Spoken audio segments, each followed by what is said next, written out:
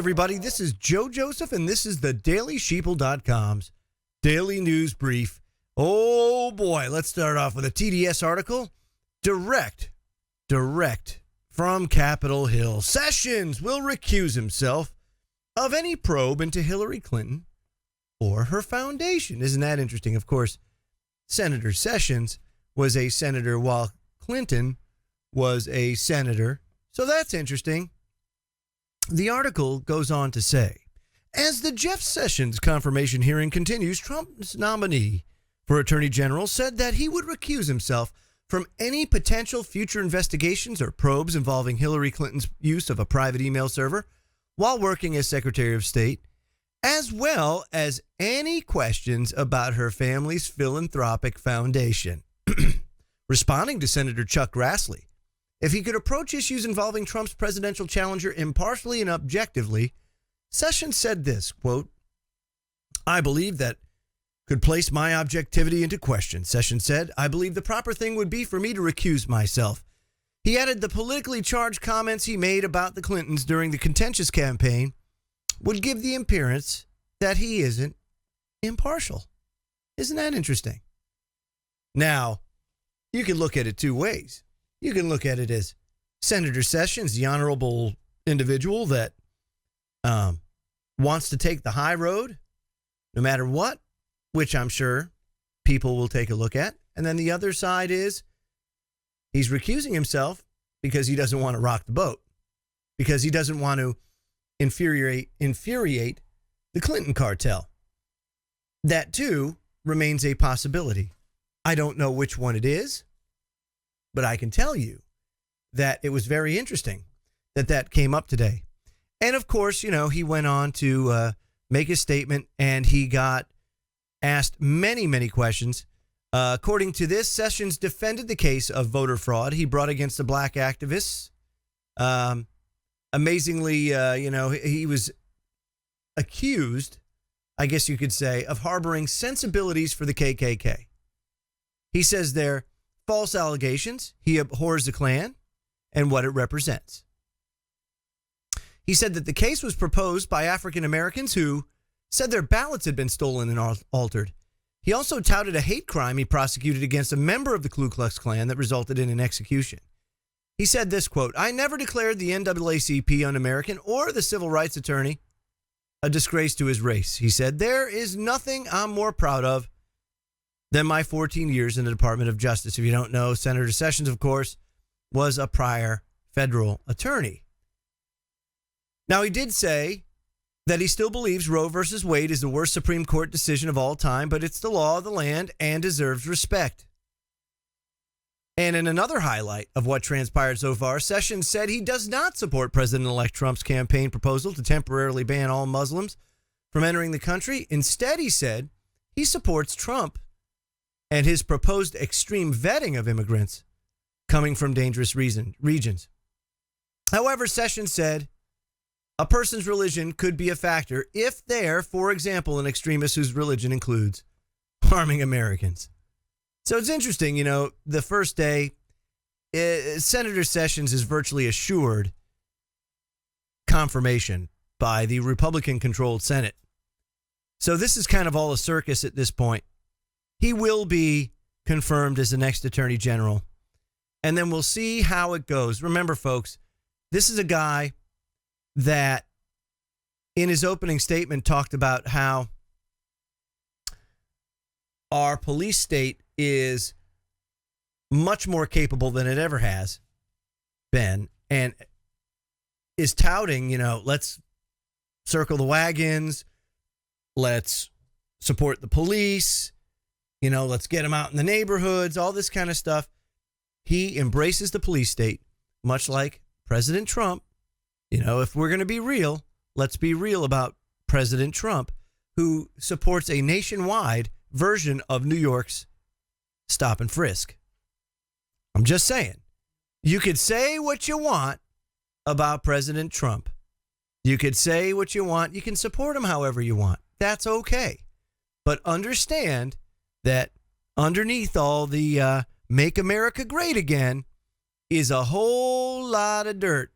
Dirty dirt when it comes to police state, when it comes to greed, because you have to look at who he's surrounded himself with now.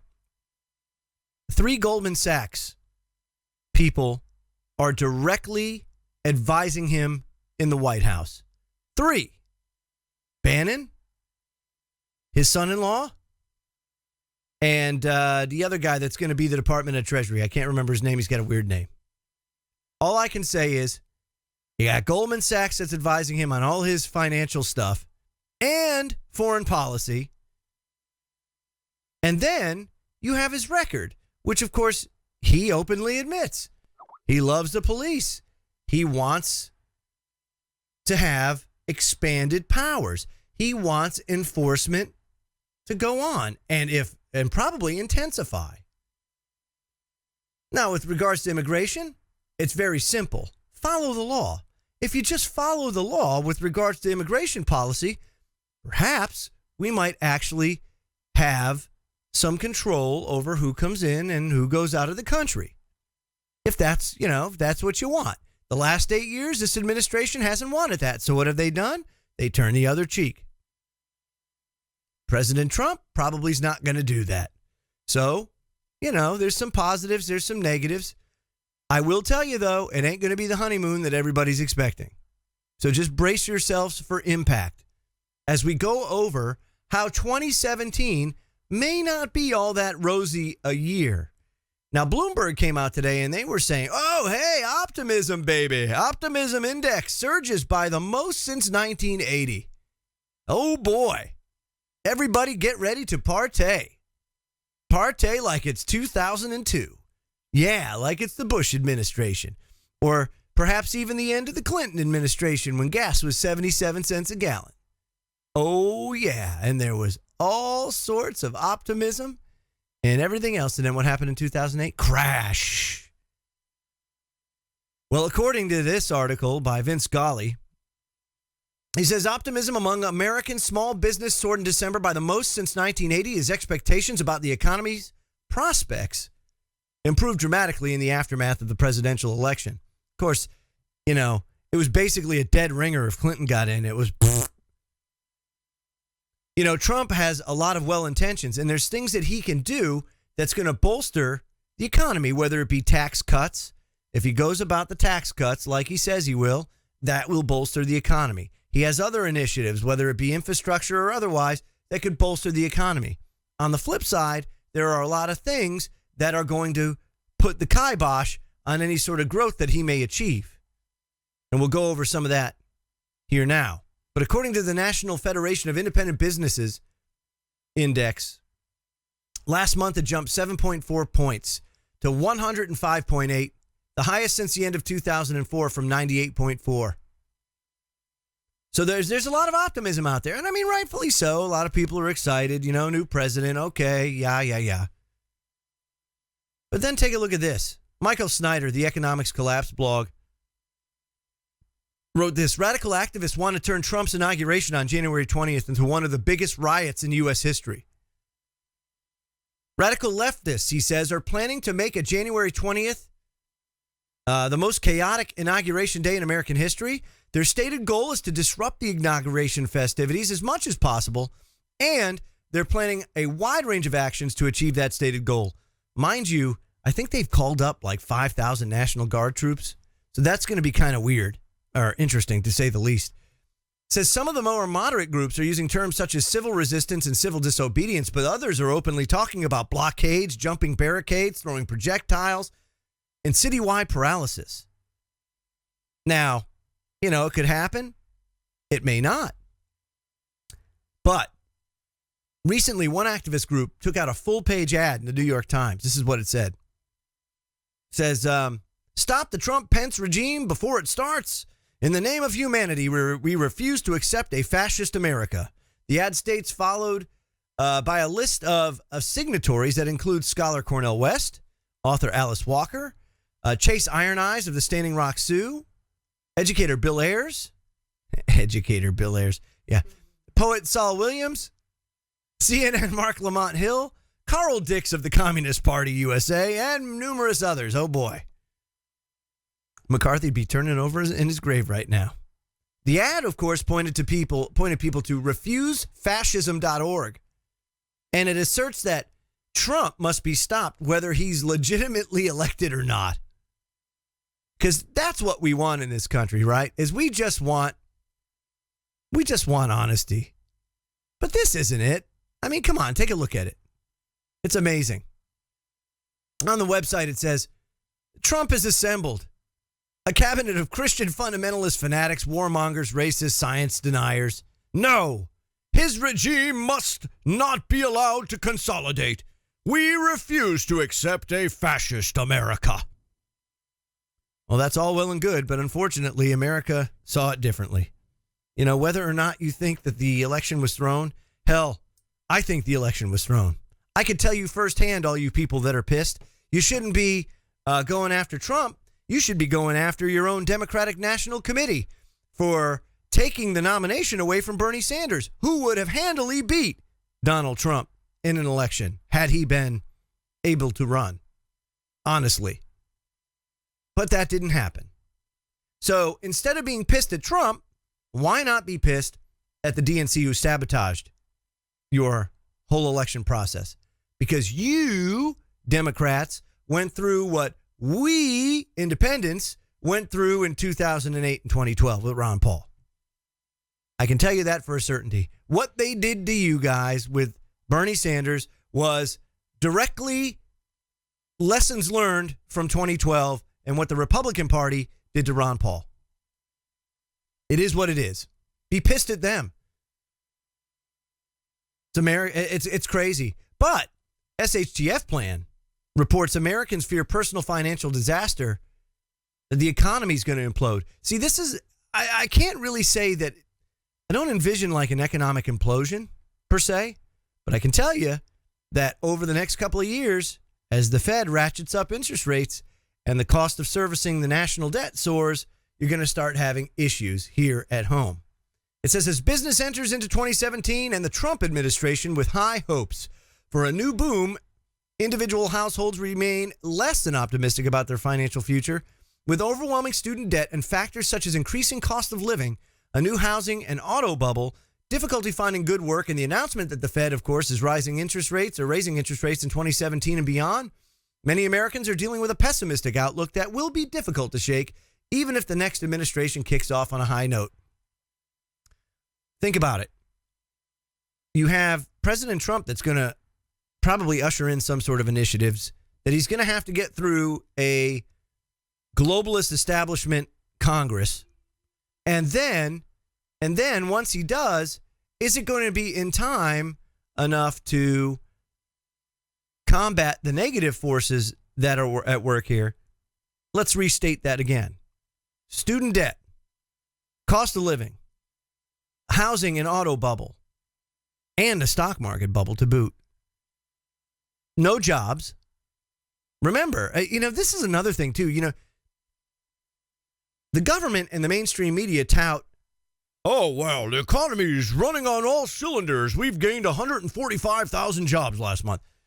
In order to keep up with population growth, we need to be, if you want 3% GDP growth, you got to be adding 300,000 jobs a month.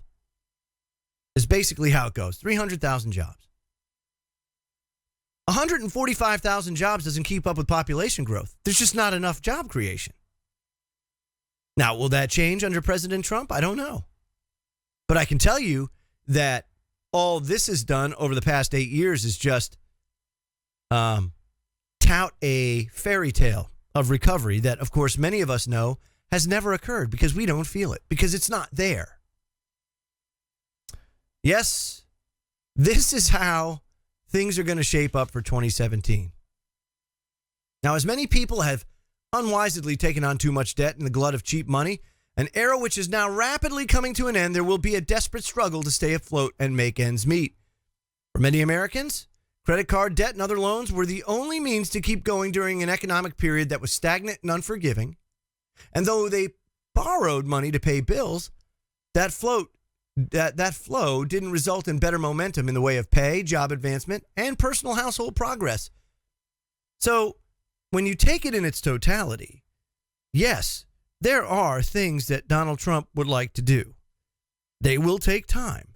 In the meantime, we've had 8 years of a period that has set the stage for absolute and total disaster with the economy. But that's not all that President Trump has to deal with as he enters office in 10 days. No, over in Turkey, Turkey, a NATO ally, according to the Daily Caller, continues to accuse the U.S. of supporting ISIS. So, of course, this is getting absolutely no mainstream media attention. And it should. Because now you have a world leader and a NATO ally that's calling the United States on the carpet. And not just one time, he's done it numerous times throughout the course of the last couple of months. The Daily Caller reports that Recep Erdogan has repeatedly accused its NATO ally, the United States, of supporting the Islamic State. Erdogan has previously said that the United States supports terrorism on December 27th, and that the U.S. gives support to terrorist groups, including the Islamic State. He says, quote, "It's very clear we have confirmed evidence with pictures, photos, and videos." Well, I'd say that's pretty compelling if you got like video evidence. Of course, Mark Toner of the State Department has responded that those remarks are ludicrous. Why, there's no basis in truth, he says, as you can all imagine. Why, I don't think anyone could look at our actions on the ground leading the coalition in northern Syria, in Iraq, and say anything other than we're 100% behind the defeat, destruction of Daesh. Of course, that's the other name for the Islamic State. Because the United States government would never go and interfere in another country's internal affairs. No way. Why? We respect other countries' sovereignty, don't we? I mean, we're the United States after all. It's all about love, peace, and harmony here. That's what we're all about. A State Department official later told the Daily Caller, quote, "We note with concern the Turkish media and Turkish officials have made incendiary and false accusations that the United States in some way facilitated this attack. These allegations are false, and the people spreading these allegations are distorting the truth. Such false stories threaten both the ties between our nations and the safety of our citizens." No, false stories, you say. Here we go again with the fake news. This isn't fake news. This is the real thing. It's unbelievable. Meanwhile, Christopher Preble of the Cato Institute said this, quote, "This guy is peddling conspiracy theories that are believed by a large number of Turkish citizens going back to the allegation that the United States was behind the coup attempt in July." Maybe because we were? I don't know. Could be. We've never done that before, have we? You know, folks, it's unbelievable. When things don't affect us directly, boy, the United States, we love to turn the other cheek. Half the time, we don't even know what's going on because we can't get informed to save our lives. Thank God for the internet. At least we know now what's going on in other parts of the world. We just have to rely on citizen reporters on a global scale. And it's happening. And that's why they want to take it away. So when you look at 2017, my friends, 2017 is going to be an extremely challenging year. I fail to see the love, peace, and harmony that's going to abound. Perhaps we will end the year singing Kumbaya. However, as it stands right now, I say, brace yourself for impact. I'm Joe Joseph. This was the DailySheeple.com's Daily News Brief, and I'll have one again for you tomorrow. Have a good night.